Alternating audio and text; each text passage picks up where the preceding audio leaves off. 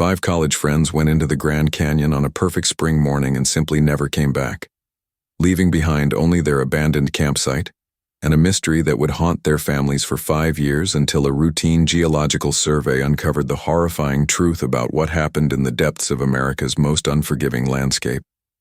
The silence in the sterile conference room at the Coconino County Sheriff's Office was suffocating. Detective Maria Santos watched 5 sets of parents clutch each other's hands as she prepared to deliver news that would simultaneously answer their prayers and shatter their hearts.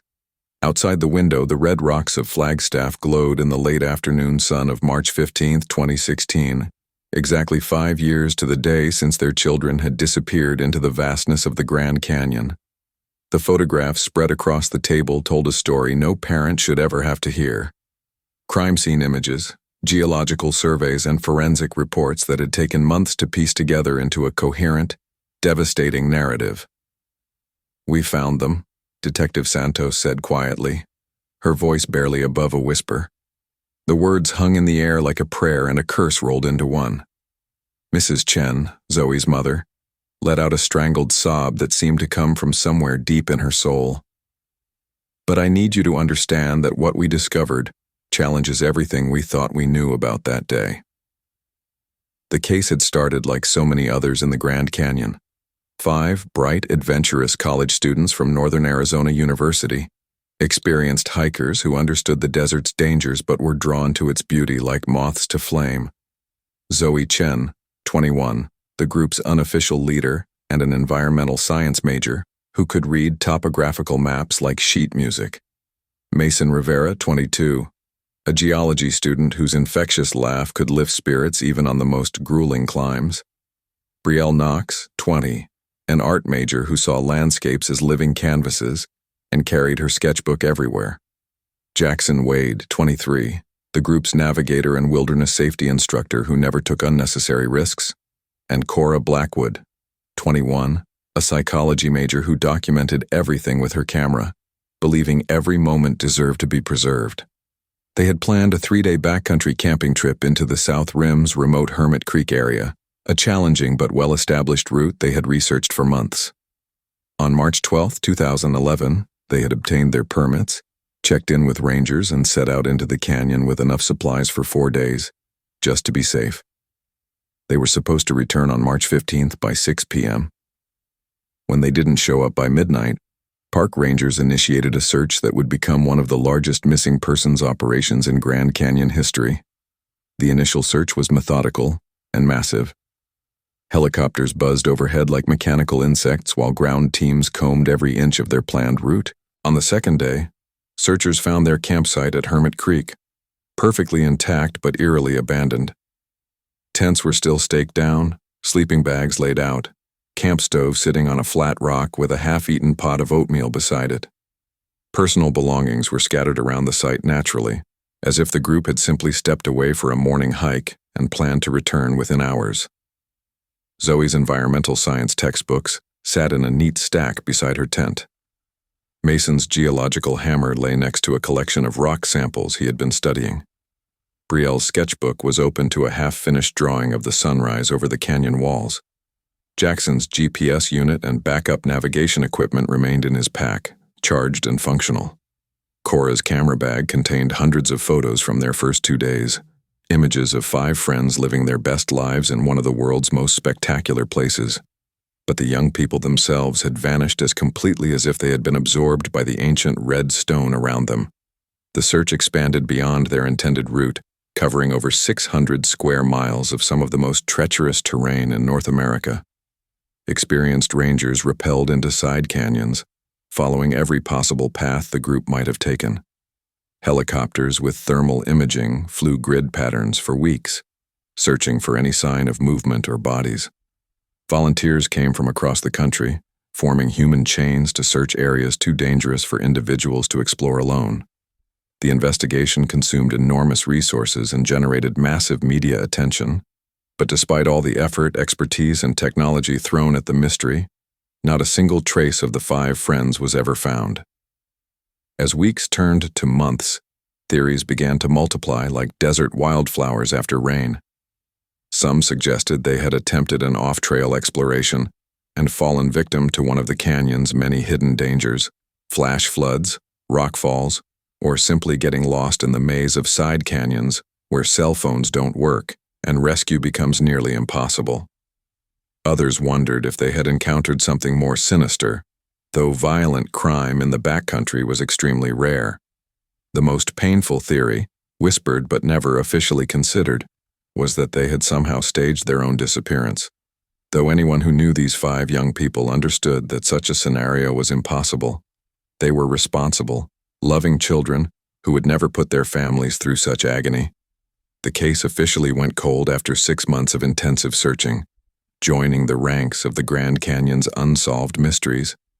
The families never stopped hoping, never stopped searching, hiring private investigators and organizing annual volunteer searches that yielded nothing but heartbreak and false leads. For 5 years, the red stone walls of the canyon kept their secrets locked away in silence until a routine geological survey in early 2016 accidentally stumbled upon evidence that would rewrite everything anyone thought they knew about what happened to Zoe, Mason, Brielle, Jaxon, and Cora. Dr. Amanda Reeves had spent 15 years studying the geological formations of the Grand Canyon, but she had never seen anything quite like what her ground-penetrating radar was showing her on that crisp February morning in 2016. She and her research partner, Dr. Kyle Morrison, were conducting a routine survey of limestone karst features in a remote section of the Tonto platform, about 8 miles southeast of Hermit Creek. Their mission was purely scientific, mapping underground cave systems and water flow patterns that had been carved by millions of years of erosion. The area they were studying was so isolated that few visitors ever ventured there, a moonscape of broken stone and twisted juniper trees that offered no shade and little beauty to casual hikers. The anomaly appeared on their screens as a large void space about 30 feet below the surface, much larger than the typical solution caves they expected to find in this formation. Dr. Reeves adjusted the equipment settings, thinking there might be a technical malfunction, but the readings remained consistent. There was definitely a significant underground chamber directly beneath their feet, and based on the radar signatures, it appeared to have multiple levels and passages. More intriguingly, there seemed to be debris scattered throughout the cavern, organic matter that shouldn't exist in a sterile limestone environment. "Kyle, look at this," Dr. Reeves called out, pointing to the printout. "These readings suggest there's synthetic material down there. Plastic, metal, maybe fabric." Dr. Morrison studied the data with growing excitement. As a speleologist, he had explored hundreds of caves throughout the Southwest, but discovering a new system was always thrilling. However, the presence of modern materials in what should be a pristine geological formation was puzzling and potentially concerning. They spent the rest of the day mapping the underground structure, discovering that it was far more extensive than their initial readings had suggested. The main chamber was roughly 40 feet long and 20 feet wide, with several smaller passages branching off into the darkness. Most importantly, they located what appeared to be a natural entrance, a narrow chimney that dropped straight down from a hidden opening in the canyon floor about a quarter-mile from their survey site. Finding the entrance required 3 hours of careful searching among the broken rocks and sparse vegetation. It was Dr. Morrison who finally spotted it, a dark crack in the earth partially concealed by a large boulder and a tangle of dried shrubs. The opening was about 3 feet across, just wide enough for a person to squeeze through, and it dropped into absolute darkness. When they dropped a flashlight on a rope to test the depth, the light disappeared for nearly 80 feet before illuminating a rocky floor below. Dr. Reeves felt a chill that had nothing to do with the desert wind. Her scientific mind was already processing the implications. This wasn't just a new cave system. Based on the radar signatures and the concealed entrance, this could be connected to one of the Grand Canyon's most famous cold cases. She pulled out her satellite phone and placed a call to the National Park Service, explaining their discovery and requesting immediate assistance from law enforcement. Ranger Thomas Mitchell arrived by helicopter 3 hours later, accompanied by a technical rescue team and a representative from the Coconino County Sheriff's Office. Mitchell was a 20-year veteran of Grand Canyon operations who had participated in the original search for the 5 missing college students. As he peered into the dark opening, he felt the same chill that Dr. Reeves had experienced. The location was roughly 2 miles from where the students' campsite had been found, well outside the original search perimeter but easily accessible to experienced hikers who might have been exploring off-trail. The descent into the cave required specialized equipment and extreme caution. Ranger Mitchell rappelled down first, his headlamp cutting through the darkness to reveal a chamber that took his breath away. The floor was littered with modern debris, backpacks, clothing, camping equipment, and personal items that had clearly been there for years. But it was the 5 sets of human remains, arranged almost peacefully in the center of the chamber, that confirmed his worst fears and answered questions that had haunted him for half a decade.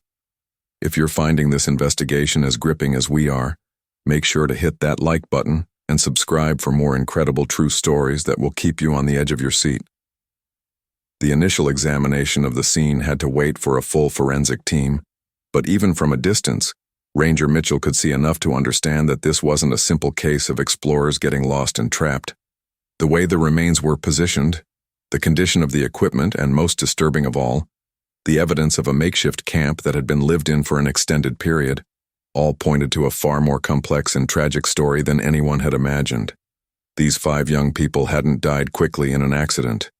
They had survived down here, in the darkness, for an unknown period of time before ultimately succumbing to their underground prison. The cave that Dr. Reeves and Dr. Morrison had discovered purely by accident was about to yield secrets that would rewrite the official narrative of what happened during those 3 missing days in March 2011, and the truth would prove to be far more heartbreaking than anyone had dared to imagine. The forensic team that descended into the cave 48 hours later was led by Dr. Zoë Chen, no relation to victim Zoë Chen, but the coincidence wasn't lost on anyone involved in the investigation.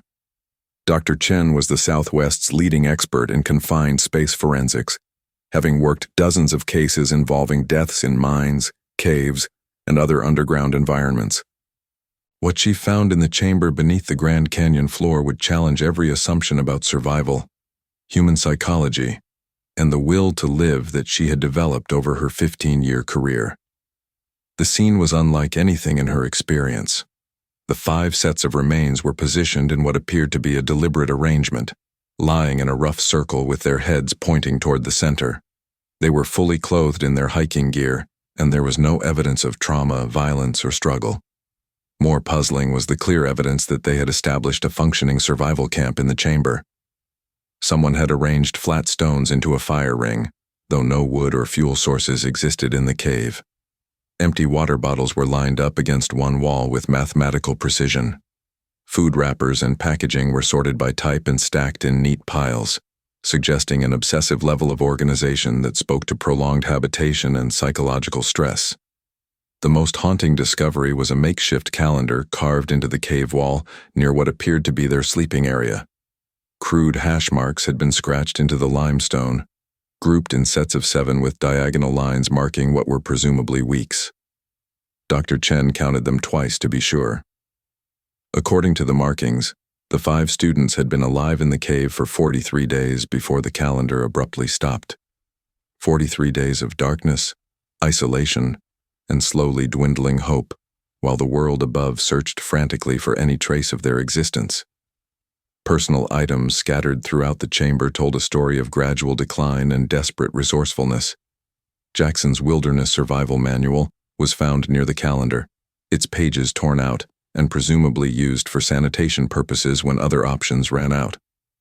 Brielle's sketchbook contained increasingly erratic drawings that evolved from detailed renderings of the cave formations to abstract scratches that suggested deteriorating mental state.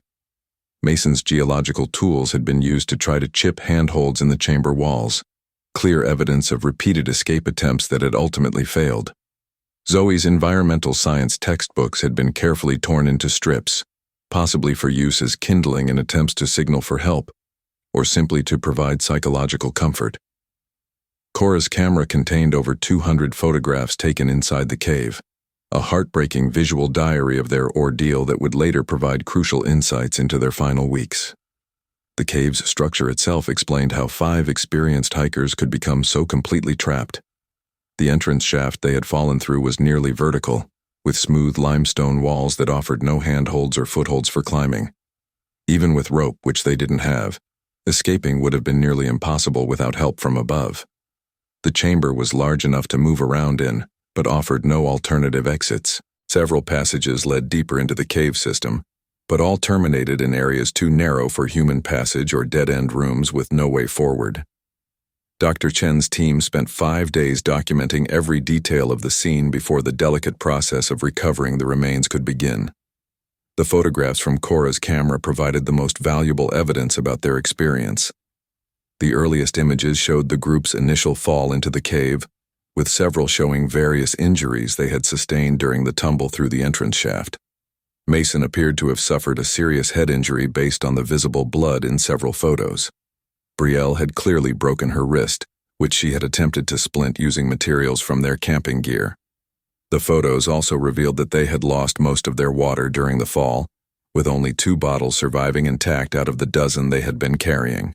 The progression of images told a story of gradual realization, hope, determination, and finally resignation. Early photos showed the group working together to explore the cave, looking for alternative exits, and attempting to signal for help by reflecting light from their flashlights up through the entrance shaft. Later images revealed increasingly desperate survival measures as their supplies dwindled and their physical condition deteriorated. The final photos, taken weeks into their ordeal, showed 5 young people who had been transformed by their experience, gaunt, exhausted, but still showing remarkable courage and mutual support, even in their darkest hours. If you're amazed by the resilience of the human spirit even in impossible circumstances, please take a moment to like this video and subscribe to our channel for more incredible stories of survival and mystery. What emerged from the forensic analysis was a timeline that painted a picture of extraordinary survival against impossible odds, followed by a final tragedy that could have been prevented if just one detail had been different.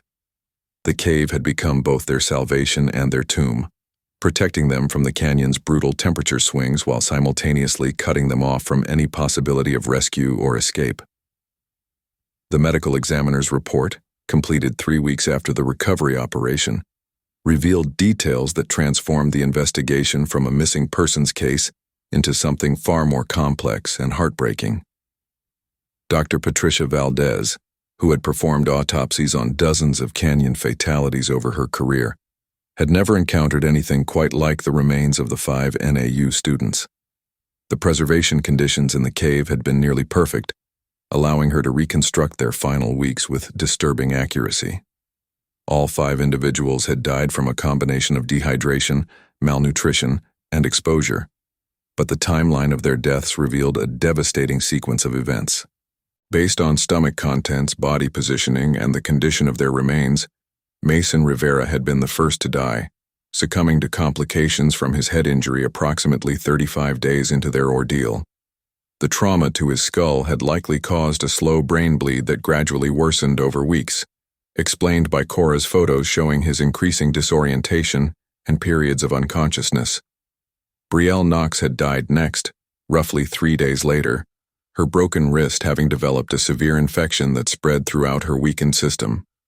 The most tragic discovery was that Zoë Chen, Jaxon Wade, and Cora Blackwood had survived for an additional week after losing their friends, their final days documented in increasingly desperate photographs that showed 3 young people refusing to give up hope, even as their bodies failed them. Cora's camera revealed that they had continued to take turns trying to climb the entrance shaft, supporting each other's attempts even when they were too weak to stand without assistance. The final photograph, taken just hours before Cora herself died, showed Zoë and Jaxon holding hands in the darkness, their faces gaunt but peaceful, having apparently made the decision to face their fate together. Detective Santos had seen enough tragedy in her career to understand that some stories don't have heroes or villains, just ordinary people facing extraordinary circumstances. But as she studied the evidence from the cave, she began to piece together a series of decisions and missed opportunities that had turned a manageable emergency into an unspeakable tragedy. The students had fallen into the cave during what appeared to be an unauthorized exploration on their second day in the canyon. Based on Cora's photographs and entries in Zoe's journal, They had been investigating reports of Native American petroglyphs in the area, following directions they had found in an online hiking forum. The entrance to the cave had been partially concealed by a large flat rock that had functioned like a trapdoor. When Jaxon stepped on it while leading the group across what appeared to be solid ground, the stone had given way, sending all 5 tumbling nearly 80 feet into the chamber below. The fall itself should have been fatal, but a combination of their physical fitness, protective gear, and pure luck had allowed them to survive the initial impact with only moderate injuries. Their biggest mistake had been leaving their campsite without informing anyone of their planned route change, a decision that had placed them completely outside the search perimeter. The investigation revealed that rescue had actually come heartbreakingly close to finding them on multiple occasions. Search helicopters had flown directly over the cave entrance at least 6 times during the initial search operation, but the opening was too small and well concealed to be spotted from above. Ground search teams had passed within 50 yards of their location on 3 separate occasions, but the students' desperate attempts to signal for help with whistles and shouting had been muffled by the cave's acoustics and the surrounding rock formations. Most devastating of all was the discovery that they had actually succeeded in getting a rescue signal to the surface on day 12 of their ordeal. Using the reflective surface of Cora's camera flash and a small mirror from Brielle's makeup kit, they had managed to flash SOS signals up through the entrance shaft during daylight hours for several days running. A hiking group had reported seeing unexplained light flashes in the area to park rangers, but the report had been filed as a possible equipment malfunction and never investigated. That single missed connection had cost 5 young lives and left their families with 5 years of agonizing uncertainty. The psychological profile assembled by the investigation team painted a picture of 5 individuals who had maintained remarkable cohesion and mutual support throughout their ordeal. Analysis of Zoe's journal entries and the progression of Cora's photographs showed that they had established a daily routine, shared their remaining food equally, and continued to care for each other even as their situation became increasingly hopeless. There was no evidence of conflict, panic, or the psychological breakdown that typically occurred in such extreme survival situations. They had faced their circumstances with maturity, courage, and love for each other that transcended their desperate situation. The final piece of evidence that broke Detective Santos's heart was a letter found tucked inside Zoe's journal, written in multiple hands, and clearly intended as a final message to their families. The letter expressed their love, their gratitude for the lives they had lived, and their hope that their deaths would serve as a reminder to other adventurers about the importance of safety protocols and emergency preparedness.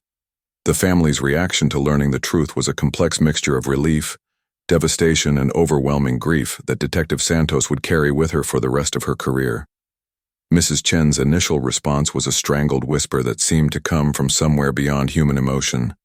"They fought so hard, my baby fought so hard." The knowledge that their children had survived for over 6 weeks, had maintained hope and supported each other through unimaginable circumstances, was both a source of pride and unbearable anguish. These weren't 5 young people who had died quickly in an accident.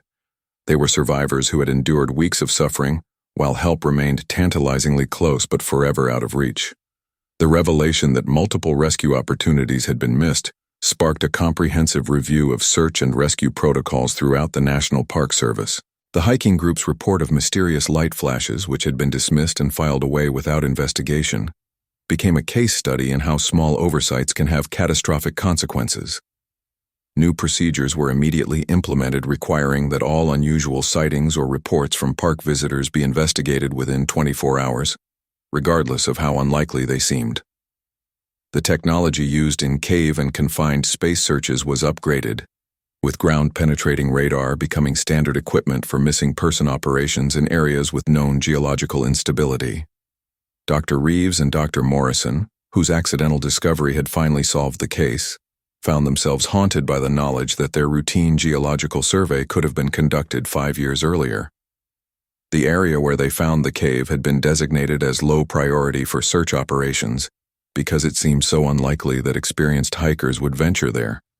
The investigation revealed that the online hiking forum post that had directed the students to look for petroglyphs in that area had been made by someone using a fake account.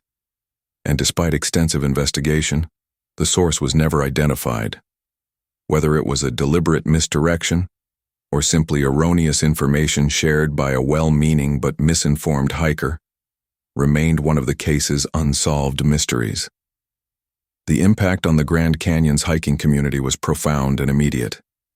The story of the 5 NAU students became required reading in wilderness safety courses across the country.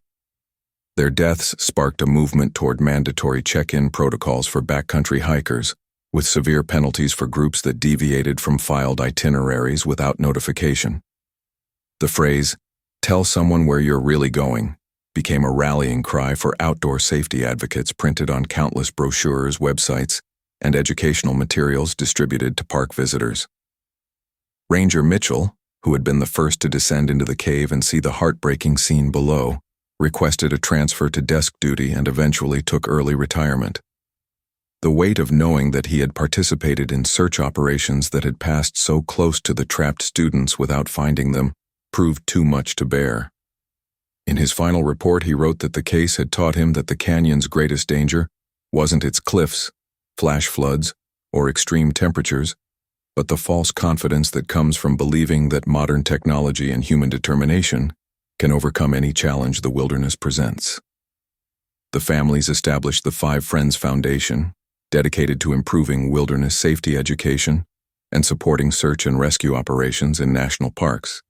Their advocacy led to the installation of emergency beacon repeaters throughout the Grand Canyon's backcountry areas, ensuring that distress signals could be received and relayed, even from remote locations.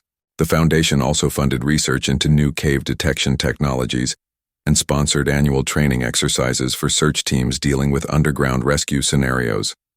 Mason's parents donated his geological tools to Northern Arizona University, where they were displayed alongside a memorial plaque that read, "In memory of 5 friends who faced the impossible with courage, love, and unwavering hope." Brielle's artwork, including her final sketches from the cave, was exhibited in a traveling show that raised awareness about outdoor safety, while celebrating the creativity and resilience of the human spirit. Jaxon's Wilderness Safety Manual was updated and republished, with proceeds supporting the Foundation's educational programs. The cave itself was permanently sealed after the investigation concluded, both to preserve it as a memorial site and to prevent future accidents. A small marker was placed near the original entrance, visible only to those who knew where to look, bearing the names of Zoë Chen, Mason Rivera, Brielle Knox, Jaxon Wade, and Cora Blackwood, along with the simple inscription, "They never stopped believing in rescue." Detective Santos concluded her final report with words that would later be quoted in wilderness safety training programs across the country. These 5 young people did everything right except for one moment of curiosity that led them off their planned path. Their story reminds us that in places like the Grand Canyon, there is no margin for error, no room for assumptions, and no guarantee that help will find you if you stray from the light. If this story has moved you and reminded you of the importance of safety in our incredible natural spaces, please like this video and subscribe to our channel where we continue to share stories that honor those we've lost, while helping others stay safe in the wilderness they loved. The case was officially closed on March 15, 2017, exactly 6 years after 5 friends had set out on what should have been a routine camping trip, and instead became part of the Grand Canyon's eternal story of human courage, tragedy, and the thin line between adventure and disaster.